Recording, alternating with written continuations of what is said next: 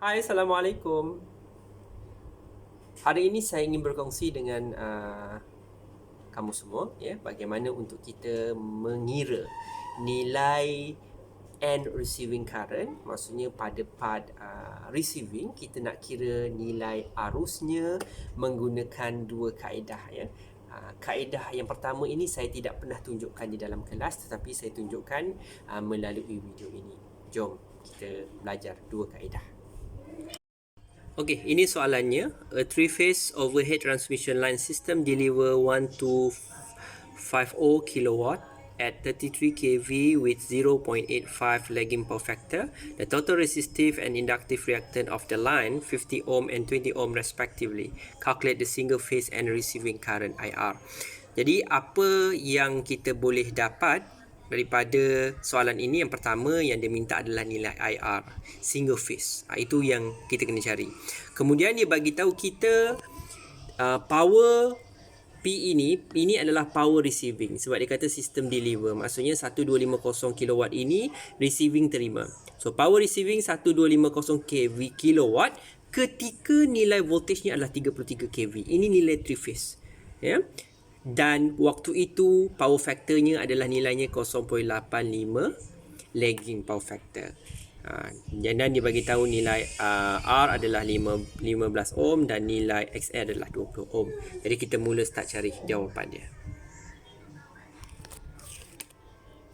Okey. So yang pertama sekali kita gunakan formula yang ini, P sama dengan 3VI cos theta. Kenapa kita kena pakai formula yang perlu didarabkan dengan 3? 3 ini apa?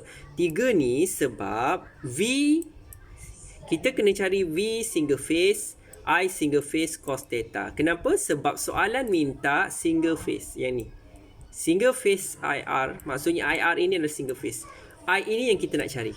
Dalam formula I ini yang kita nak cari. Okey. Jadi bila ni single phase, V ini single phase, maka dia perlu didarabkan dengan 3. Ini formula asal. Tetapi sekarang kita bukan nak cari nilai P, sebab nilai P kita dah tahu. Jadi kita nak tahu yang ini formula yang baru yang kita nak. Kita nak cari nilai I. I sama dengan P over 3V cos theta. Okey. So susah saya nak tunjuk pakai laptop ini, saya tulislah ya. Okey, macam saya cakap tadi. Okey. I apa yang kita nak cari? IR. IR apa? Yang kita nak cari adalah single phase. IR single phase sama dengan formulanya P. P tadi apa? P tadi adalah P receiving. P receiving ini nilainya adalah 3 phase. Okey. Bahagikan dengan tadi dalam formula saya tunjuk 3V. V ini V apa? V receiving. Receiving adalah 3 phase. V receiving adalah single phase, ya. Dan juga darabkan dengan cos theta. Okey. Sebab apa? Tadi kalau dalam formula yang asal tadi P sama dengan 3VI cos theta. So kalau kita tengok bila didarab dengan 3 ini bermaksud nilai V dan juga nilai I ini adalah single phase. Bila ni single phase darab single phase dapat single phase, tetapi darab dengan 3 maka dia akan jadi 3 phase. Jadi P ini adalah P R 3 phase. Jadi formula yang ini yang kita nak. Ya. Kalau boleh tulis dalam formula ini maksudnya kita tahu memang pelajar faham. Betul-betul faham. Okey, kemudian kita tengok balik macam nak selesaikan. So dah dapat sini, kemudian VR. Okay, macam mana? Sebab formula ini saya kata tadi kita dah tulis V ini adalah V single phase. Jadi V single phase, VR single phase, VR 3 phase kena bahagikan dengan punca kuasa 3. Jadi VR 3 phase tadi soalan dah bagi. Soalan dah bagi nilainya adalah 33 kV. Jadi 33 kV bahagi dengan punca kuasa 3, tekan kalkulator dapat 19.052. Okey, selesai. Kemudian masukkan dalam formula yang kita dah tulis tadi. Formula yang kita dah tulis yang ini yang lengkap. So IR single phase, PR 3 phase, 3VR single phase cos theta. Okey. Jadi kita masukkan nilai. Yang ni adalah formula yang ni untuk ada 3 phase.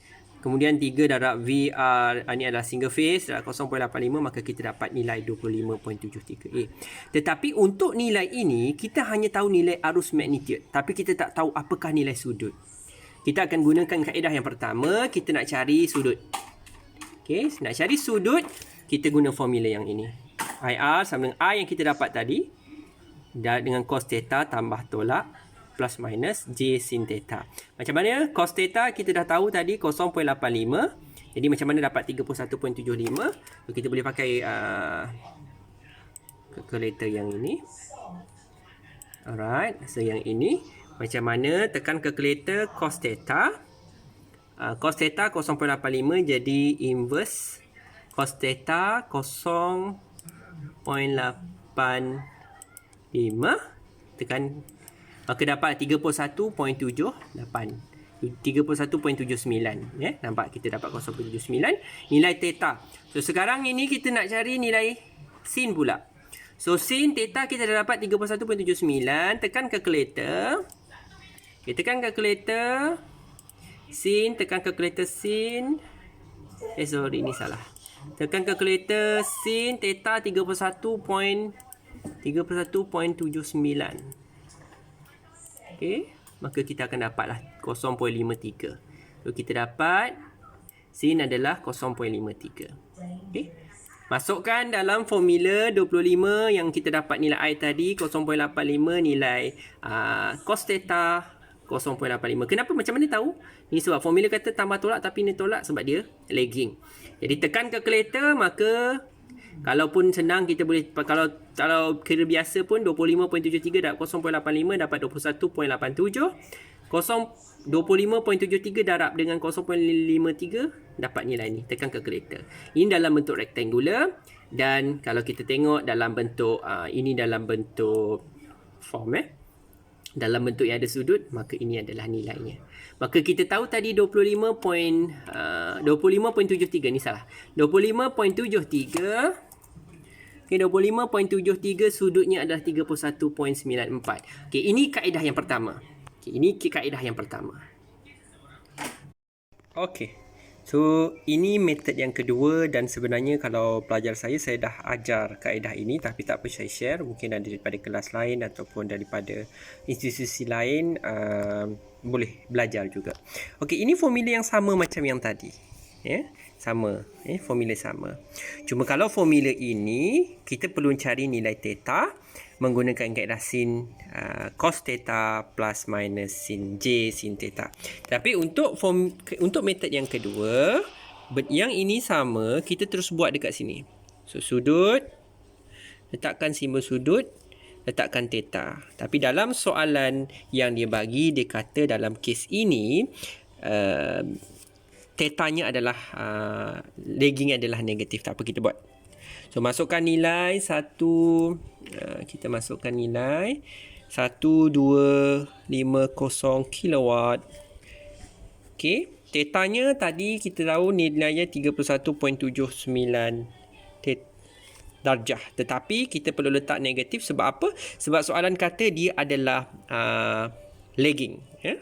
Negatif 31.79, bawah sama 3 darabkan dengan 19.052 kilowatt didarabkan dengan cos theta. So darabkan dengan cos theta adalah 0.85. Okey, 0.85. Jadi kita start kira. So kita tengok dekat sini. Okey, saya tunjukkan. Okey, macam mana kita nak buat? Nampak? Okey.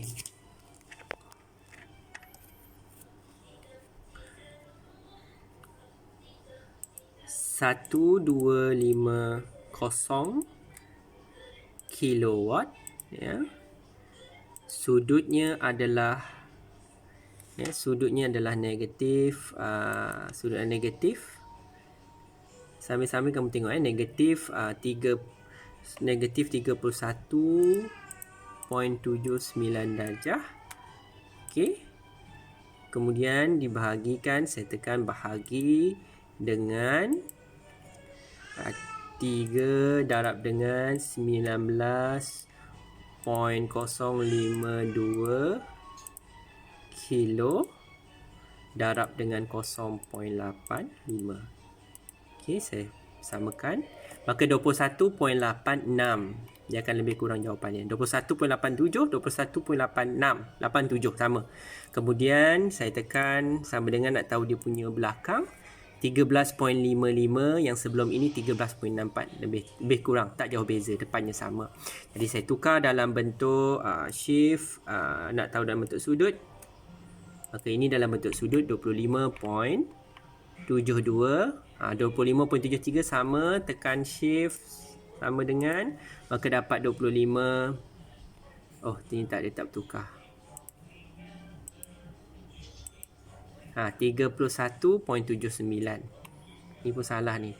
Tadi sebenarnya 31.79 ni ya. Okey, 31.79. Dapat jawapan 31.79 sebab tadi kita dapat.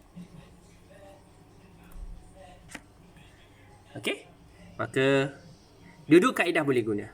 Yang mana yang paling mudah lah. Kadang-kadang ada student yang suka pakai formula ini. Sebab kalau guna kaedah yang masukkan yang ini, kadang-kadang dia salah tekan calculator, dia salah. Tapi kalau orang yang mahir pakai calculator, boleh terus pakai yang ini. Okey. Itu sahaja untuk perkongsian hari ini. InsyaAllah nanti saya akan buat video lain. Okey. Okey. Saya harap kamu boleh faham apa yang saya terangkan. Dan tolong like video ini sebagai tanda kamu telah mendapat ilmu yang saya kongsikan. Dan tuliskan komen dekat ruangan YouTube ini apa yang kamu dapat daripada perkongsian ini. Okey, terima kasih. Jumpa lagi. Bye-bye. Assalamualaikum.